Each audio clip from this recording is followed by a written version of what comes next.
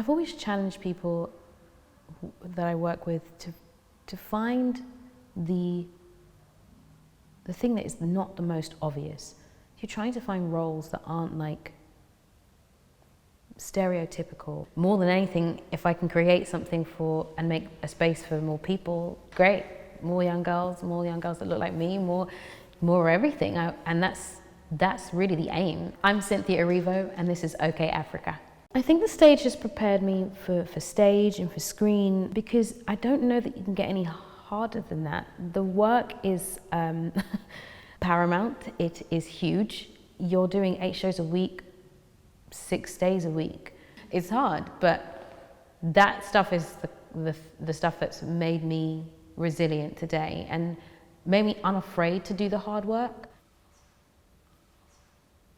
For me, the most primary element of my hustle is constantly reminding myself to be myself. It's the thing that I rely on the most. When I walk into an audition room, instead of trying to pretend to be anything that I'm not, the only thing I can give you is me.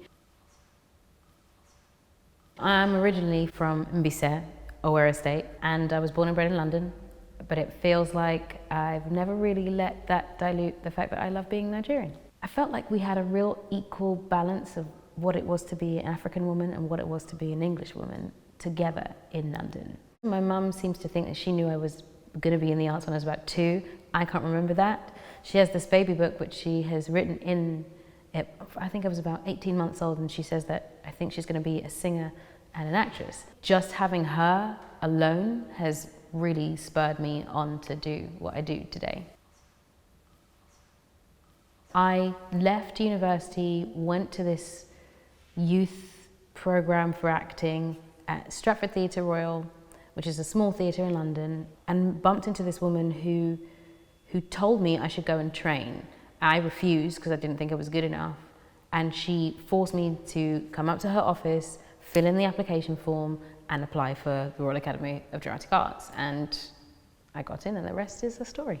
My first big break, I guess most people would see it as the tour that I did with Sister Act, but I probably would see it as the very first thing that I got to do when I left RADA, because every time I did something, it felt like it was leading to something else.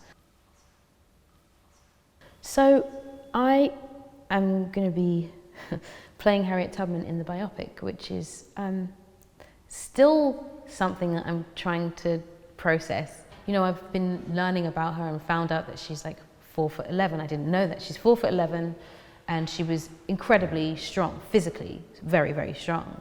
And so those things are the things that inform how I'll play her. I think physicality in acting on stage or screen, for me, just comes from who I am. I feel like I'm very connected to my body. I have always been. And I feel like that's a way into characters. I feel like everything has to be connected to the body, because if it's just a cerebral thing, then you're not connecting to the human. The advice I give to women, like myself, African women or African-British women, African-American women, is you have to know that you are enough. Because if you don't know that, then everything can break you down. The strength comes from within you. And when you allow that to come through, nobody can tell you anything.